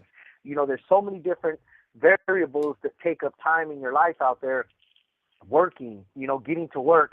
I get up, I grab my backpack, I go down, I go to the program office, I walk the same distance I got to walk to school. I pick up my supplies for work, I meet with my team because I'm the liaison, we plan for the day, and we head out to the buildings to do whatever we have to do. So, like, everything is in a small environment that it's easy to manage your time. But what about out there when there's so many other variables that you can't anticipate until you're there, but you still have to do the same things? Here I have to work 6.5, 7 hours of work, and then we got to be in school all these other hours. It's going to be the same thing out there. The only difference is I got to factor in driving in traffic for 30 minutes here, driving in traffic for 30 minutes there, sitting at this place for, to get my food for 20 minutes. Sitting, like there's so many other, and before you know it, the day's over. Yeah. And so those are all components that I have to factor in when I get out there. But the good thing is Dave knows that he has somebody that's going to be out there that truly understands, and will be able to kind of put some of that stuff into perspective and make this time even easier. Yeah, to know what it is to like be, to do a life sentence and stuff like that, But it's been cool, James, hanging out with you. I don't know how much time we got left on the call. We got about a minute and like 15 seconds, or like 2 minutes before. Yeah. No, but yeah, no, it was. I want to give a shout out to the listeners out there, to the viewers. And when I went through my divorce and stuff, James, like people that were on this channel, were a part of my support network and reached out to me, and it wasn't to like just reached out in friendship. And I just want to give a shout out to the viewers out there, and to my friends out there, because they are my friends. And without Jesse, without you, James, without like some of the viewers out there that reached out to me, and man, I would not have got through that as easy as I did, and it was hard as it was, but man, it was amazing. I always woke up to a message, just encouragement, Le queda un restante de 60 segundos. Encouragement and support, man, and it's been amazing. And everything that we do here, we do for you guys also out there. So I just want to say that you guys are acknowledged, and I don't want to put your guys' names out there over the channel and stuff, but my friends out there, you guys know who you are, and I love you guys. You guys are freaking great. Yep, for Thank sure. you for everything. Yep. Miss If Sunshine. anyone wants to reach out to us, you could just hit up James. Yeah. If you guys ever want their information, I could go and provide you with their names and their CDCR numbers, and then you guys go and contact them like that. Miss Sunshine wrote, we wish you all the best. Jen wrote, I appreciate you. And we appreciate every single one of you guys that tunes in, phone call after phone call. You guys are amazing, man, and I'm glad we got to do this with you again. Yep, it was cool hanging out with you, James. I'm glad you're doing better. You can hear a little bit of spirit left in you, We will do this again. Yeah. So let us know when you want us to go back on, James. Right? Shit, we could do it next week. All right. Hey, so I do appreciate every single one of you guys. My stomach is kind of feeling like it wants to come out of my stomach. For those of you that don't know, I had a major surgery like 2 months ago, so I'm still healing. But I do appreciate you guys. I am Colette Call James here from Canada listening. That's right. Miss Sunshine, Ellie, thank you. Highly appreciate you. Yeah, I'm gonna go get some rest right now. Plus, I think my wife should be coming home soon, so I gotta go act like I'm doing something, like cleaning up or fixing something. Hey, help! Hey, what up, Hope? All right, then, guys. Hey, they're calling back. Let's see.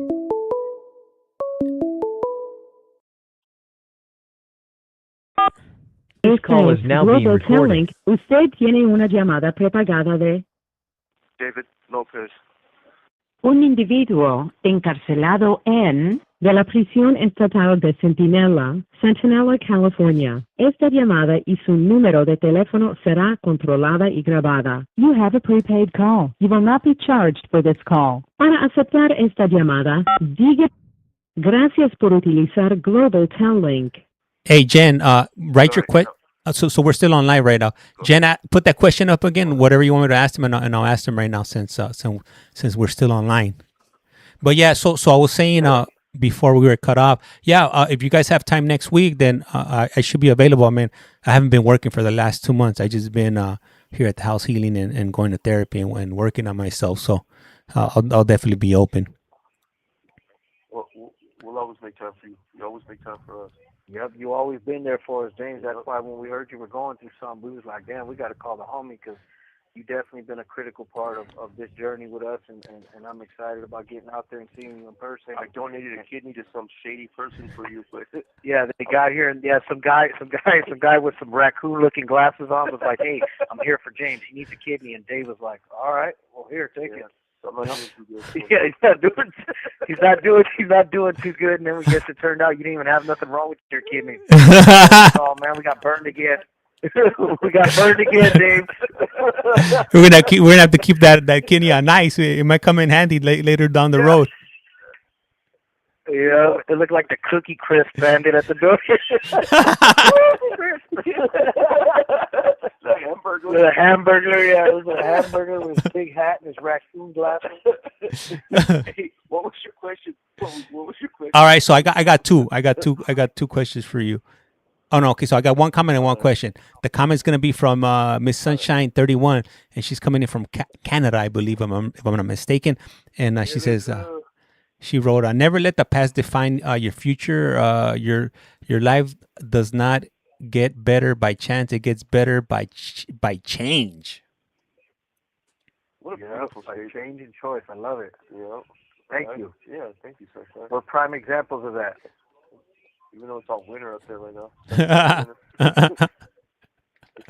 Oh man. What you got? And then the question is going to be from Jen, and she's asking how their victim's family feel about him getting granted. Oh, I'm sure they're probably devastated.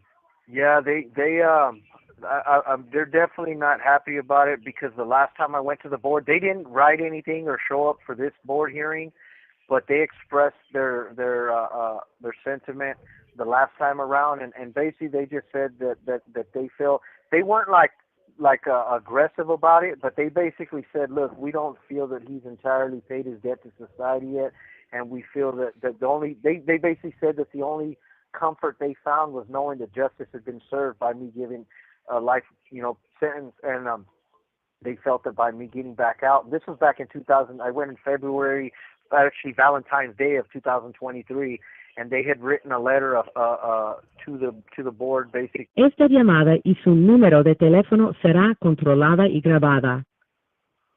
And they felt that it was just too soon back then, and they were like that if by me getting out, any little comfort that they had found in the fact that justice was being served by me serving a life sentence, that they said that would be taken away from them. And I completely understand that because I even wrote part of my remorse letters.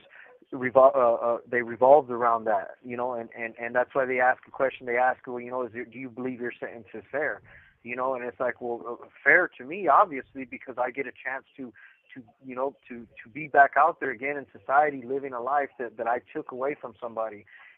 But do I think it's fair for the family? No, it's not fair for the family because what I did is indefinite. The pain that I've caused, the confusion, the financial burdens, the just to generations. I robbed his family, nephews, nieces, grandkids of getting to know what was he was an awesome person. The man that I did that to was an awesome person, and so I robbed society and his family of that kind of individual, and so it just. So for them, it's not fair to them that I am getting out again, but unfortunately for them, this is how the law works and this is how it's written, and because the board determined that I was suitable, they felt that I had paid my debt to society and they were giving me another chance. But because of that, with that in mind, that's why I vow to live my life in honor of the life that I took. Like everything that I do has to keep him present. I have to understand that anything that I do that could defile his name or anything that I do that would re-victimize him or his family is it's not an option because I have to live to honor the opportunities that I took from him, and so I have to completely capitalize on the life that I've been given and I'm allowed to live. And so that's why I try to use my experiences and why I have to do what I have to do to be a better person, because I don't want anybody else.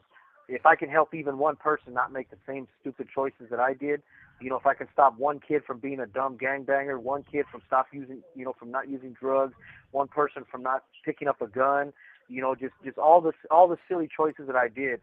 If I can stop one person from doing it, then I'm doing it in honor of the life that I took, And so, the victims' families, I'm sure, are not happy, because they don't get to see their loved one again. They don't get to, and the thought of me walking around out there being with my family, being with my kids, with my grandkids, it's probably a horrible feeling for them, and I don't take this opportunity lightly, and so I have to live my best life for them and for him.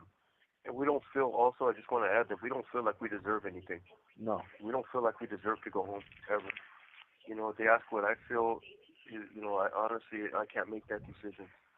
It's I did what I did, and I have to pay the price. And society determines what I got coming, and what I don't got coming, and I'm okay with that. And so is Jesse. But thank you guys. Thank you for sharing Thank that. you And now guys for having me we got on. one last comment from Okay. Casey, and Casey writes, "Just stay positive and don't be negative about being locked up. It's gonna be okay." That's right. Thank you. Thank you. Thank Yeah, you. that was a great comment for you. Yeah. Thank you, Casey. And Yeah. like that, James, what do we say around here? Like a candle in the wind, life's like a candle. Once you blow it out, it's lights out. And with that, Lights out. we're out A a rato. rato. That's right. That's it. All right.